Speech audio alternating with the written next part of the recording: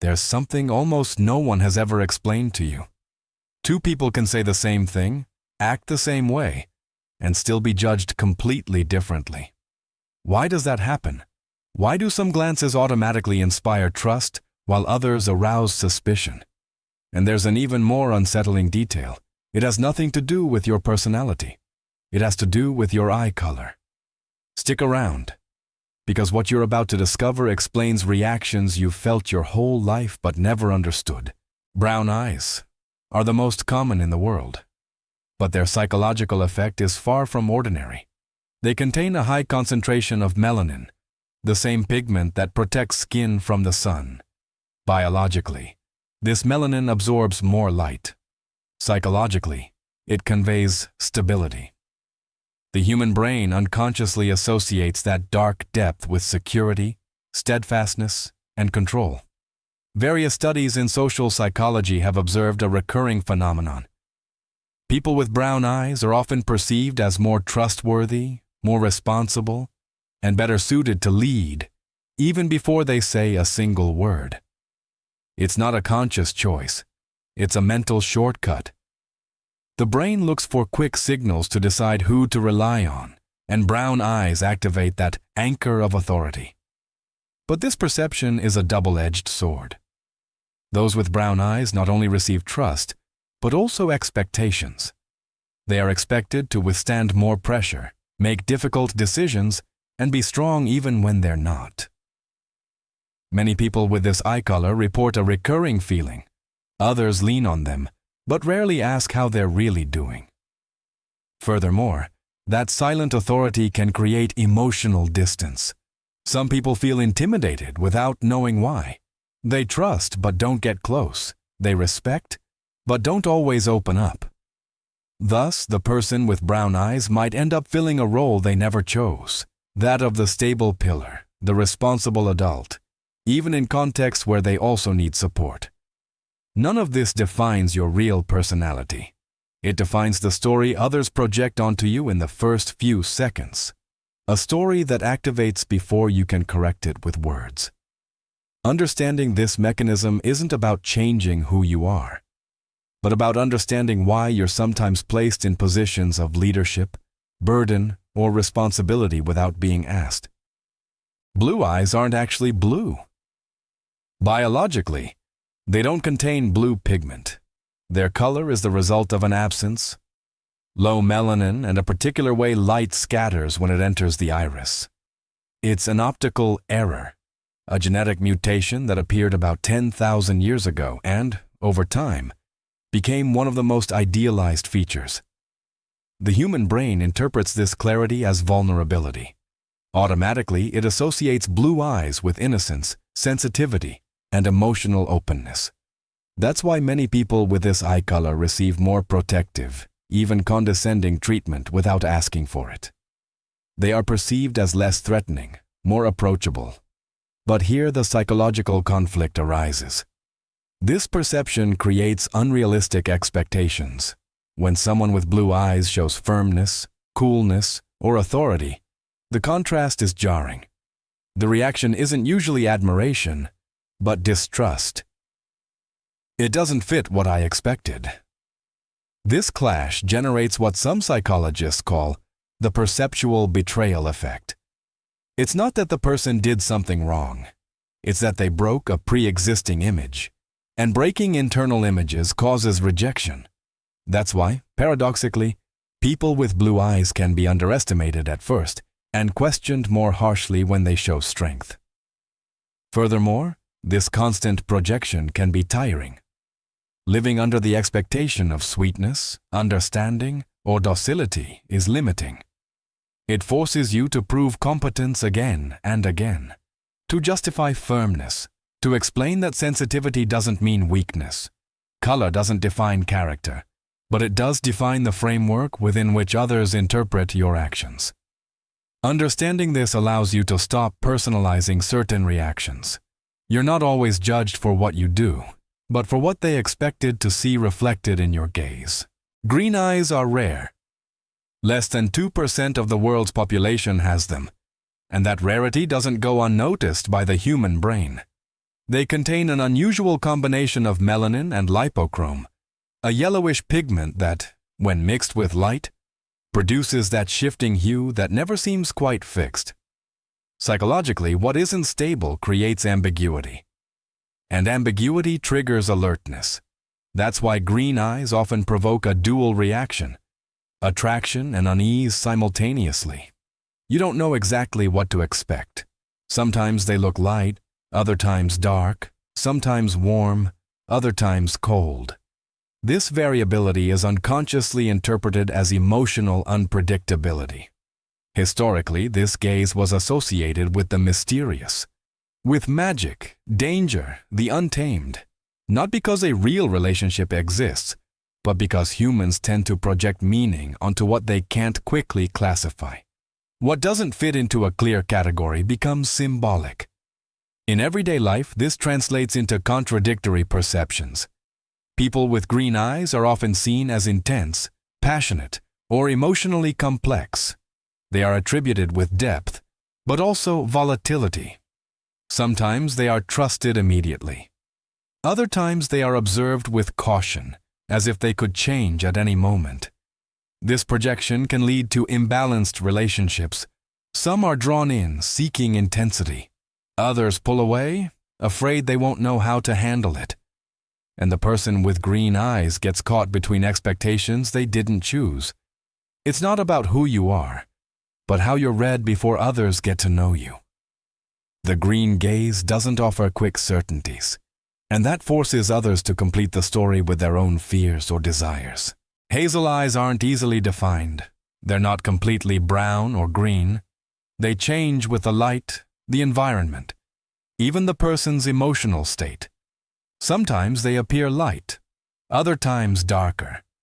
And that constant variability generates a very particular psychological reaction in those who observe them. The human brain seeks coherence. When something changes, it tries to explain it. In the case of hazel eyes, many people interpret that change as an emotional signal. It's assumed without a real basis that the person with them is more sensitive, more intense, or more unpredictable in what they feel. Not because they are, but because their gaze doesn't offer a fixed image. This turns people with hazel eyes into a kind of emotional mirror. Others project their own internal state onto them. If they feel calm, they perceive warmth. If they're insecure, they see distance. If they're anxious, they interpret ambiguity. The color acts as a surface reflecting others' emotions. This constant projection can be exhausting. Someone with hazel eyes often receives changing reactions without having done anything different. One day they're perceived as approachable, another as distant. One day they inspire trust, another day they cause doubt. The problem isn't the person, but the unstable interpretation others make. In personal relationships, this can create confusion. Some seek that supposed emotional depth. Others get frustrated because they never know where they stand. And thus expectations are built not from reality, but from a visual interpretation. Understanding this mechanism helps you avoid carrying emotions that don't belong to you.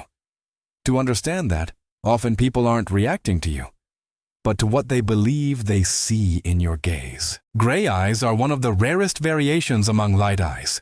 Biologically, they are a version of blue eyes with even less melanin, which creates a muted, almost metallic appearance. They don't reflect light warmly, but neutrally. And that neutrality has a very powerful psychological impact. The human brain associates gray tones with distance, control, and analysis. Therefore, people with gray eyes are often perceived as more rational, more observant, and less impulsive. Before they even speak, they are already attributed with cold intelligence, a calculating ability, and contained emotionality. This perception generates immediate respect, but also a certain barrier. Many people feel they can't easily read someone with gray eyes. They don't know what they're thinking or feeling. And what can't be read is perceived as powerful or intimidating. Not because there's a real threat, but because there are no clear signals. In professional contexts, this often works in their favor. Their judgment is trusted, they are listened to carefully, and intellectual authority is attributed to them. But in personal relationships, it can create emotional distance. Others might assume they don't need support, that they are always in control, that nothing affects them too much. This projection repeats the pattern. Expectations that don't always align with reality. Apparent calm can hide sensitivity. Reservedness can conceal emotional depth. But the initial framework is already set before the person has a chance to reveal themselves. Understanding how this gaze is interpreted allows you to distance yourself from certain misunderstandings. You're not always seen as you are. Sometimes you're seen as they believe you should be, based on what your gaze projects. Amber and black eyes generate more primitive reactions. They don't go through the rational filter first. They activate something older, something instinctive. Amber eyes contain a high presence of lipochrome, the same pigment seen in certain predatory animals. Their golden hue is not common in humans, and precisely because of this, it evokes a visceral response. The brain associates them with vigilance, sharpness, with constant attention. Many people describe this gaze as penetrating, difficult to hold. Psychologically, amber eyes are often perceived as dominant, not necessarily aggressive, but attentive, as if they are always watching something more. This provokes respect, curiosity, and in some cases, discomfort. Not because there's real danger, but because the mind interprets that gaze as belonging to someone who sees things before others do. Black eyes, on the other hand, produce a different reaction. In most cases, they aren't truly black, but extremely dark brown. But by absorbing almost all light, they create a sense of total depth. The reflection is minimal. And when there's no reflection, the brain finds no emotional cues. This absence is interpreted as emptiness or absolute mystery. Some people feel calm in front of this gaze, others feel uneasiness. There's no middle ground. The inability to read emotions leads to projection. Each observer fills that space with their own fears or desires. That's why very dark eyes have been culturally associated with power, secrecy, and silent authority. They don't talk much, don't explain too much. And that emotional economy, real or imagined, is perceived as control. In both cases, amber and black, the other person's reaction says more about them than about you. These are gazes that don't offer easy clues. And when there are no clues, the mind invents stories. Heterochromia occurs when the eyes don't share the same color, or when the same iris presents two different shades. Biologically, it's the result of an uneven distribution of melanin. Psychologically, it's a visual anomaly that the brain can't quickly classify. And what it can't classify, it observes closely. People with heterochromia often generate immediate curiosity, longer gazes, early questions, opposing interpretations. For some, it represents uniqueness and attractiveness. For others, it awakens distrust or distance, not logically, but because it breaks the symmetry that the brain associates with predictability. Historically, this condition was linked to marginalized figures, shamans, visionaries, different people. Today, even though the context is different, the primary reaction persists. The uneven gaze is perceived as a sign of internal complexity, as if the person contains two narratives at the same time. But here's the key point of this whole journey. None of these effects define who you are. They define how you're read before others get to know you. Eye color functions as a cognitive shortcut, a preliminary filter, a story others construct in seconds that you didn't write. Understanding this changes your perspective. It allows you to stop carrying reactions that don't belong to you, to stop personalizing automatic judgments, and above all, to understand that many interactions don't start from reality, but from an unconscious visual perception. Your gaze isn't a destiny. It's a starting point for others.